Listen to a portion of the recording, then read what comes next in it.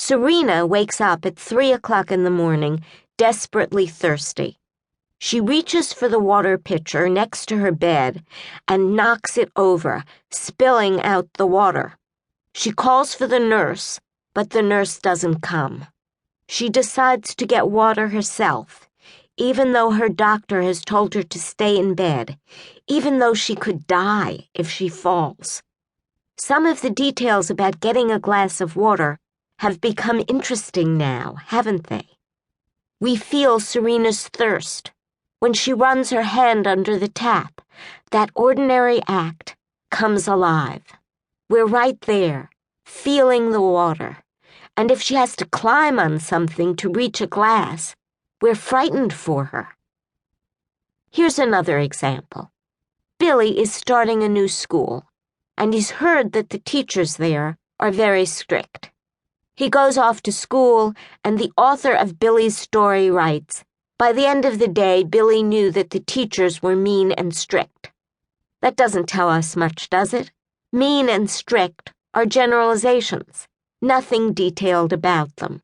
And because of the lack of detail, we don't get involved in the story. Suppose the author does include details, but the wrong ones. Suppose he writes about the number of kids in each class, the color of the walls in the hallways, the kinds of desks in the classrooms, and the food selections in the cafeteria. We're still not involved in the story. But suppose the author writes, "In homeroom, the girl next to Billy hummed softly while Mr. Painstrom took attendance. Mr. Painstrom heard her and slammed his attendance book down on her desk.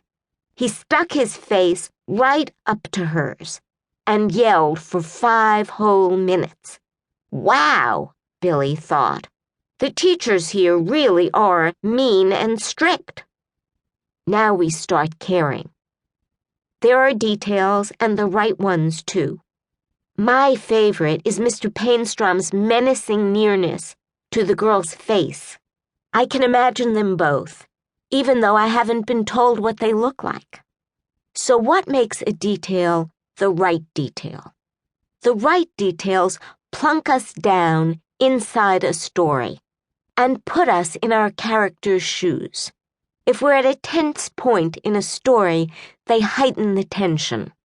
The details tell us that in Billy's school, just humming can set a teacher off.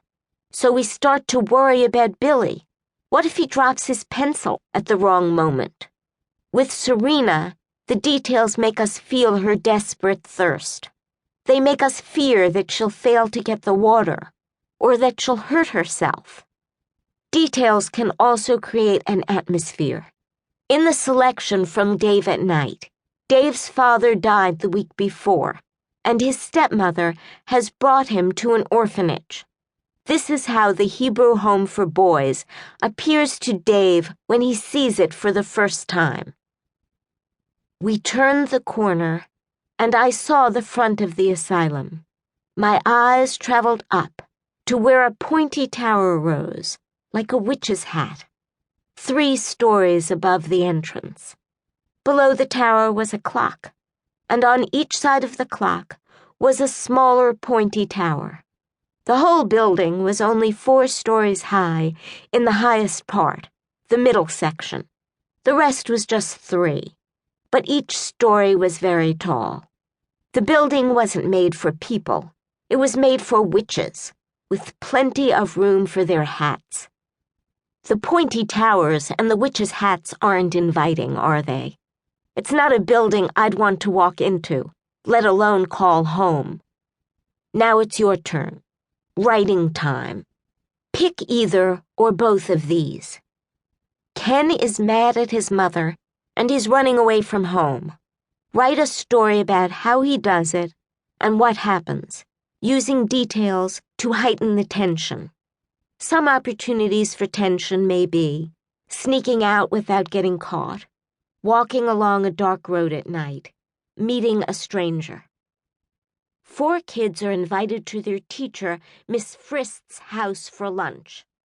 Write a story about the lunch, using details to create atmosphere and to reveal the teacher.